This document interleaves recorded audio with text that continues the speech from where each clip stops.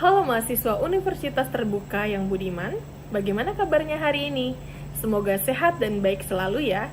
Semangat mengikuti tutorial sesi ke-6.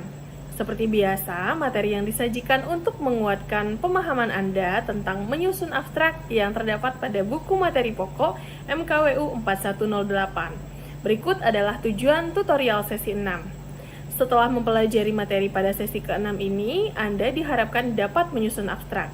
Secara khusus, Anda diharapkan dapat pertama, mengetahui pentingnya abstrak, kedua, menyusun abstrak sesuai dengan karakteristik abstrak, dan yang ketiga, menggunakan bahasa yang baik dalam menyusun abstrak. Pada sesi ke-6 ini, Anda dikenalkan tentang bagaimana menyusun abstrak yang dapat dipelajari melalui 3 kegiatan belajar. Kegiatan belajar pertama, mahasiswa diajak untuk dapat mengetahui pengertian dan pentingnya abstrak yang dapat dipelajari pada halaman 7.2 sampai dengan 7.7. Sedangkan pada kegiatan kedua, mahasiswa diajak untuk mengetahui karakteristik abstrak yang baik yang dapat dipelajari pada halaman 7.10 sampai dengan 7.16.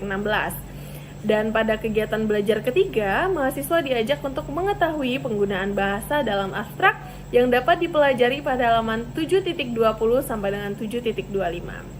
Selamat belajar, semoga sukses. Salam bahagia.